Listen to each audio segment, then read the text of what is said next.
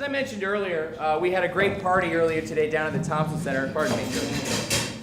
Great party down at the Thompson Center. First annual no-budget-versary, again celebrating the fact that here in the state of Illinois we have been without a state budget for a year. Hence, first annual state. You get it. It's a great bit. Worked beautifully. I mean, the bit went over very well. We actually made Cody made a giant greeting card celebrating the first annual no-budget-versary. So, as I pointed out, it's the first annual no-budget-versary card ever made. Yeah. We got a bunch of people to sign it, including teachers who had been laid off, et cetera, et cetera. We tried to deliver it to Bruce Reiner's office, to no avail, unfortunately. But the good news is we have it here tonight, and after the show, I'd ask for you all to put your own thoughts and John Hancock's down on that puppy so we can send it over to Brucey Boy. And now, to talk more about the budget that we apparently have now, I am deeply honored and eternally grateful to welcome to the stage State Senator Daniel Biss, ladies and gentlemen.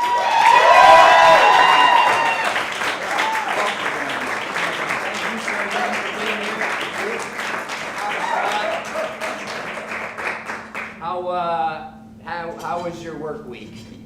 Confusing. Yeah. It was confusing. Same here, man. It's been that kind of a week.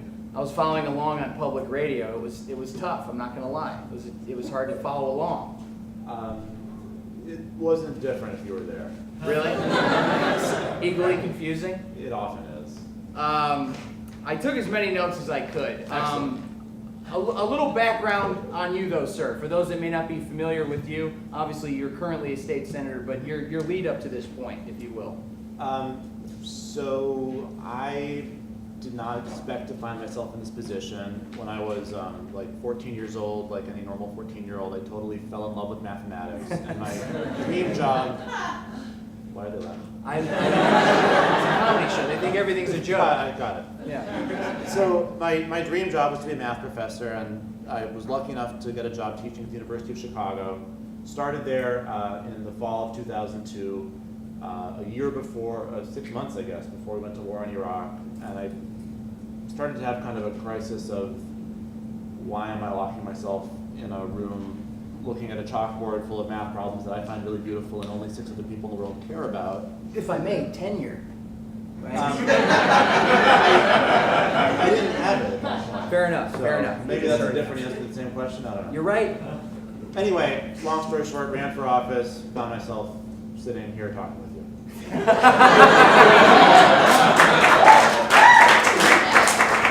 It happens that quickly.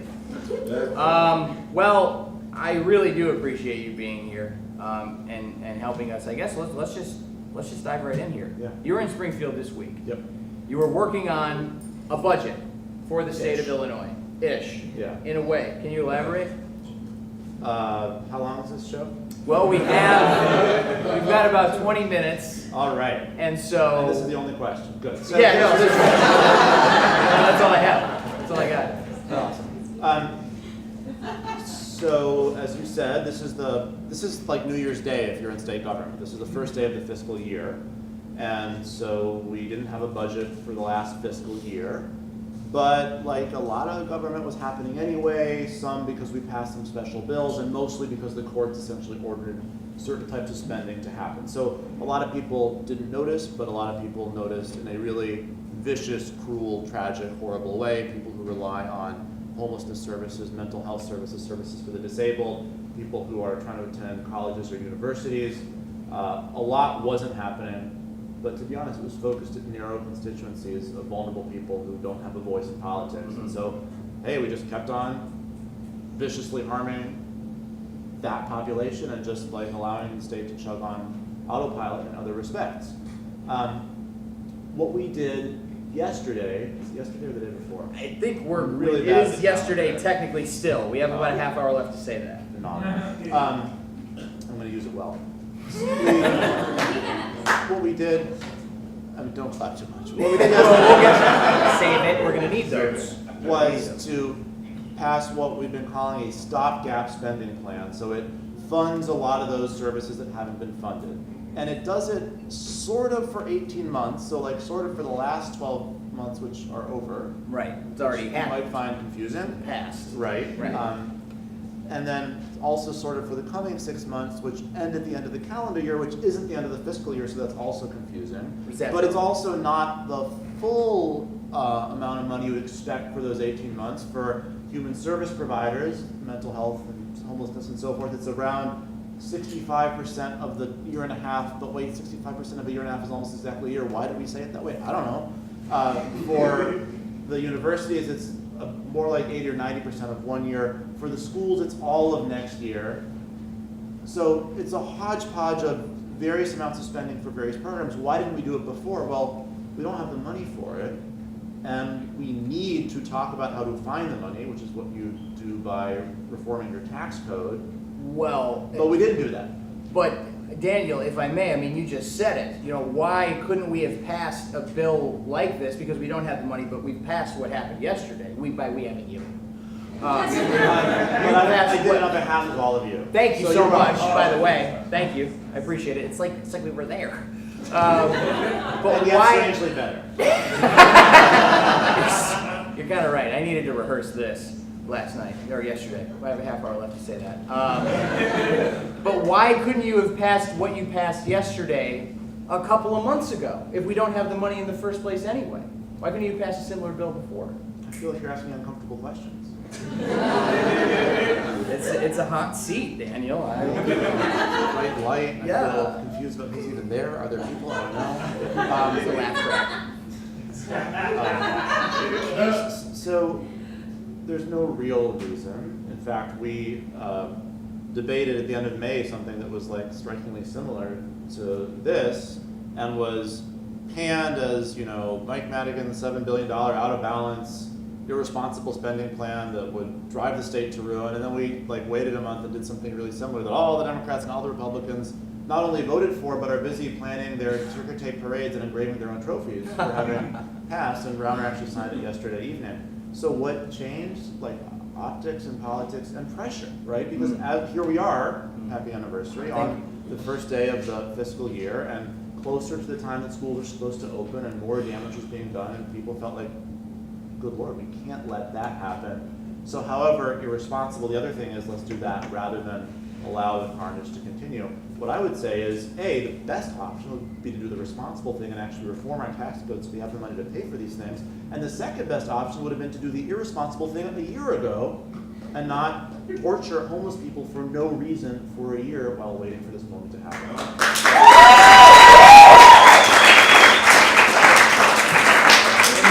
It makes sense to me. Now, I think that you tried to say as much on a, I forget what this, you were on a show on Tuesday this week. It's very similar to ours. They talk about the news, but they try to be funny about it.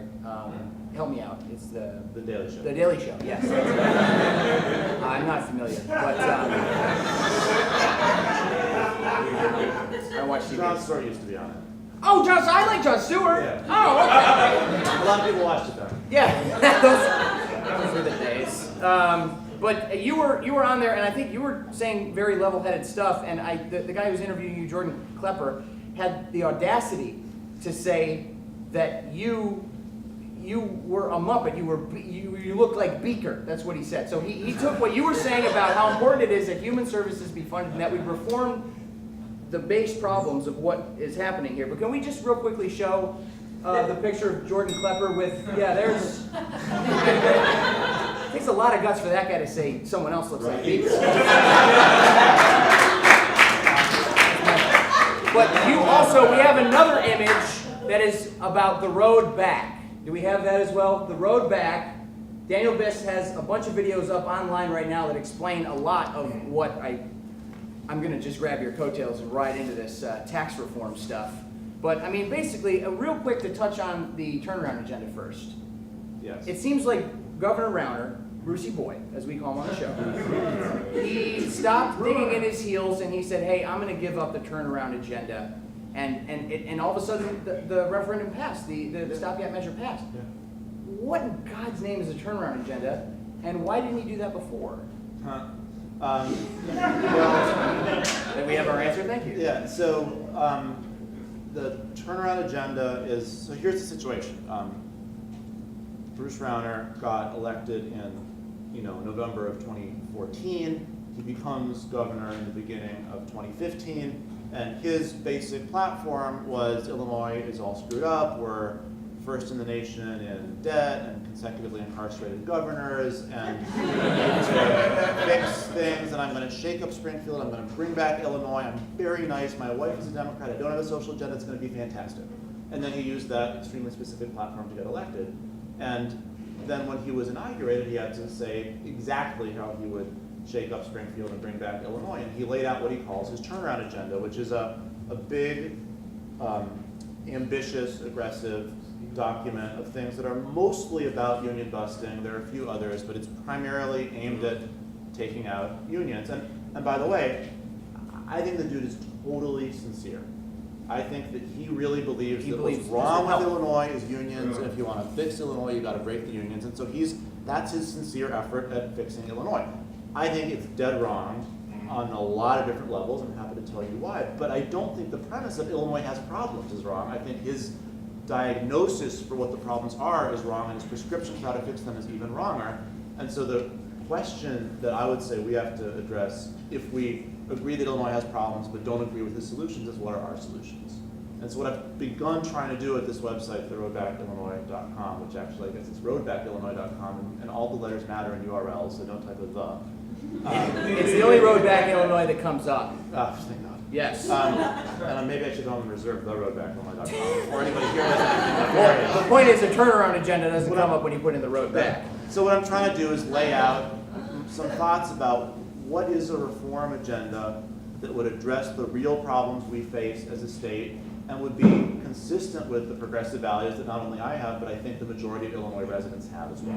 And clearly, as do your voters, because they agree, and you have been very clear about what your platform is leading up to all of this. But I mean, Daniel, Governor Rauner ran on streamlining government, he ran on improving education, and he said he would improve state business climate, aka making us more competitive in comparison to other states, so we would attract more employers. I mean, don't we want that? Don't we want to be competitive? So this is really interesting, right? When I ask business owners in my district, hey, what do you want? And I say, hey guys, do you want less taxes? They say, sure, that'd be awesome. I love paying fewer taxes. And I say, would you like to pay lower workers' compensation costs for your employees? They say, yeah, that'd be great. That'd be phenomenal. I say, how about if we were to regulate you less? And they say, no problem, sign me up. And then I say, are those things existential for you? Are those make or break issues for you? They say, no, here I am. Things are fine. And then when I say, what's an existential issue? They say, the uncertainty in the state of Illinois is terrifying. Because the way things are now might not be ideal, but when I look at the kind of problems that the train wreck of Illinois government seems to be creating, I look 10 years in the future and I say, well, maybe my taxes will be doubled then. Maybe we will not have a school system, so no one will be trained to work at my establishment then. Maybe we'll have no money to pay for the infrastructure that I need to rely on to have a successful business then. It's that kind of fiscal uncertainty that is crushing. And so what we've done during Governor Rauner's year and a half in office so far is to take a pretty bad fiscal uncertainty situation and make it 47 bajillion times worse. He's a mathematician. That's a number.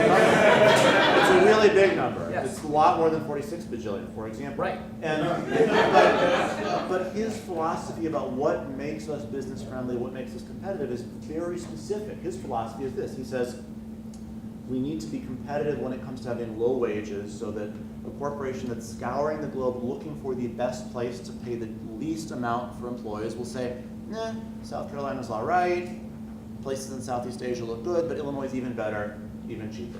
And that is a model that can work for a certain type of economic development. It's not a model that results in middle class and high wage jobs. And so he's chosen a very specific, very ideological approach. It's not one that the majority of the legislators agree with, so even if y'all thought it was a good idea, we wouldn't have the votes to enact it, and I wouldn't vote for it because I don't believe in it. And in the meantime, it's actually making the most fundamental challenge to our business climate worse. So why are we doing this? I don't know. Oh, I know. You asked me, why did he give up on it? Yes, why did he had his heels dug in, and then all of a sudden he was like, forget it. I was just kidding. I mean, he was like, forget it for 15 minutes. Then they passed it. But not for long. No. He basically said, initially came into office and said, look, I get it. Democrats don't want to pass this stuff. Hey, Scott Walker got this stuff done in Wisconsin, but he had big Republican majorities in the legislature. The same was true of Governor Daniels in Indiana and Governor Snyder in Michigan. They got this stuff done. With pinnacles of economic prosperity. But again, let's just be neutral. Let's pretend we don't even have an opinion. There are places where Republicans have control and they're able to get this stuff done. In Illinois, where we have big Democratic majorities in the legislature, it's just not in the cards. We just don't believe it. And so his initial attitude was, hey, we're not going to negotiate on how to fix the budget unless there's turnaround agenda stuff put in that negotiation, because that's my leverage to get the turnaround agenda passed. And what he said yesterday, thank God, was, all right. We can pass a stopgap funding plan without turnaround agenda stuff. And we did, and we had a negotiation. All sides made some concessions and made some compromise, and we got to an agreement. As is doable when there aren't completely dramatic, ideologically opposed views on really difficult questions that are being forced to the top of the agenda. But he didn't say we're done for good. He said, we'll pass the stopgap agenda, but hey, we still haven't balanced the budget. We haven't fixed our revenue problem. And when we come back, I guess in early January or November or something, to fix the revenue problem, he claims, at least at this point, the turnaround agenda is going to be back on the table. And I can predict the outcome will be bad. Not because there's bad faith, and not because we shouldn't compromise, but because this is an era of divided government, and that's not the time where you're likely to pass big ideological changes that one side finds completely philosophically inconsistent with their values. But it is ideological. That's what it comes down to. And what blew my mind is that when I was on the phone with you the other day, you were saying, hey, we need to create, we need to figure out what the base problems are that is creating this economic stability in the state of Illinois, which has to do with tax reform. And you really should. I mean, these are very entertaining and informative videos at the Roadback Illinois. They're a little entertaining and informative. He juggles flaming batons. I'm not kidding. Check it out. And he explains tax code as he goes. And I'm like, I love this. I should eat it up. Once you're juggling the flaming torches, you might as well talk about taxes. Right. And I mean, if you're an Illinois state politician, you're not afraid of fire. Am I right, Daniel? Okay. But it is. What blew my mind on the phone with you the other day, you're like, we need to create, we want to be competitive and attract jobs here, but we want to create a high-wage economy here in the state of Illinois. And I said, well, I mean, who doesn't? Of course the governor wants to create a high-wage economy. And what did you say? I said, I don't think he believes it's possible. I think he believes that prosperity relies, I actually don't remember what I said, but I'll say You said, I absolutely disagree. You said, I do not think the governor wants a high-wage economy. Okay. And I was like, huh? Wait, what? He doesn't, the governor wants to attract businesses, but he doesn't want high wages. Yes. Because he believes that the way to attract businesses is low wages. And, I sat across the table from him and said, I look at the last few decades of economic history with more money going to the wealthiest, wages dropping at the bottom, wages stagnant in the middle, more of the economy in corporate profits, less of the economy in wages, more of the economy in the financial sector. And what I see is a global race to the bottom, and I'm concerned that you're asking us to join that race to the bottom. Why would we do that? And I thought that was like a provocative thing. And he would say, oh, no, what are you talking about? He didn't. He said there's a race to the bottom, and we have two choices. We win it or we lose it. And you're right, if we win it, it's more minimum wage jobs, but if we lose it, it's no jobs at all. What do you want? And so this is the kind of clash of philosophies we're dealing with. This is real. I mean, that is an ideological divide if I've ever heard one. And so what he has initially been saying is, hey, Daniel, I know you don't agree with me, but if you want to have a budget, if you want to have services for the homeless, you're going to have to vote as though you agree with me. And I've just said no. I've just said no.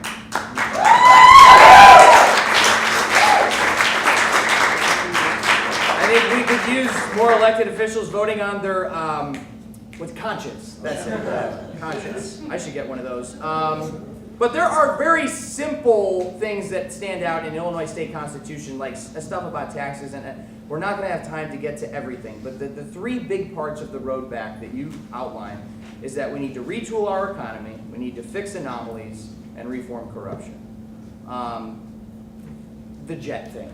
Let's go there. Let's do it. Go for it. So this is a crazy thing I only learned about in the last year, to be honest. So when government spends money almost every time, whether it's on my salary or rent for a building or buying a ream of papers or anything else. I'm sorry. That's the noise the government makes when it buys those things. That expenditure is public information. It's on a website. You can look it up. Public record. Look it up. It's all public record. There is one major exception, and that's when our pension funds, which as you may know have some problems, make investments with private equity fund managers and with hedge funds. The fees they pay are secret. And almost all the fees they pay are secret from you and from me. But some of the fees they pay are even secret from the pension funds themselves. So for example, there's a particular pension fund that the Illinois Teachers Retirement System, so that's the pension fund that pays benefits to all public school teachers outside of CPS. Their money is invested with a private equity firm called Leonard Green. And Leonard Green's filing with the SEC in 2015 said, oh, by the way, we're a company of, like 40 people, so of course we have 3 private jets. And 40 people. This is America. It's very frugal. It's very frugal. So we have our 3 private jets, and we will fly ourselves around in our own private jets periodically. And we reserve the right to charge you to reimburse us for the costs of flying ourselves around in our own private jets without telling you about it, after the fact or before the fact. So, but you can find out how much they spent on these things, right? Certainly. Oh, okay. So this is an expenditure of your dollars to fly fancy private equity fund managers around the world in private jets, and they told the federal government that they would do it, or they would reserve the right to do it and not tell you how much, but you will never know how much that money that was spent of yours. So this is a crazy thing. And that's just how they do it. Learn more at roadbackillinois.com. Honest to God, I mean, that's just the tip of the iceberg. I mean, there are other much scarier, but very simply fixed things that could be adjusted to make the economy a better place here in the Illinois, make us more competitive, et cetera, et cetera. I do think that point is super important. I know we're in trouble and I'm late. And Please, mad. no, go ahead. Sorry, you're go all ahead. mad. It makes me nervous. I'm a politician. I've become a pleaser. I don't know. But Go your conscience. But people look at the state of Illinois and they conclude, dude, it's hopeless. Yeah. It's over. It's not hopeless. The problems are horrible decisions made by politicians. The underlying economic realities of our state are excellent. The fundamentals are good, the assets we have are strong, the people we have are incredible, the ingredients we have are incredible. We're a pretty prosperous state. We have very poor political decisions. And if we fix them by making better decisions on a political level and on a governmental level, the problems will eventually go away. This is not unsolvable. This is not Detroit. This is not Puerto Rico. This is not Greece. But we have to choose to fix it. Any tips right now?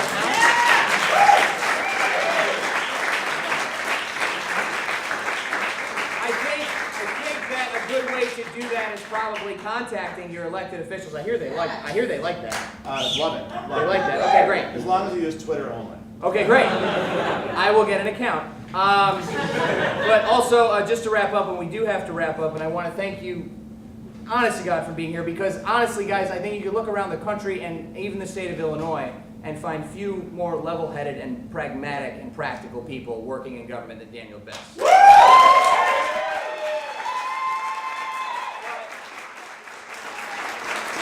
to wrap up, and since it is a hot seat, the last piece of the triplet on Road Back to Illinois is reform corruption. These hedge funds that we've talked about that run the pension systems, Bruce Rauner, Brucey Boy, used to be a CEO of one of these companies. Did he not?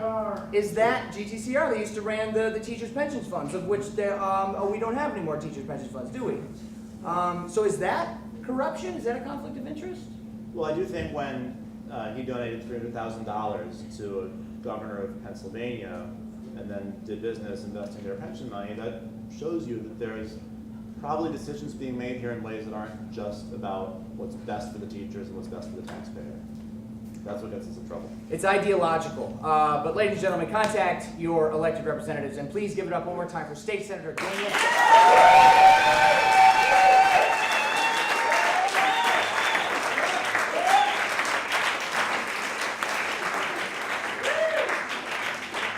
And now, because you asked for it, coming up to do a song aptly titled Before You Go, please welcome for the last time, but not the very last time on the Good Evening stage, I hope, Isaiah Collier and the Chosen Few.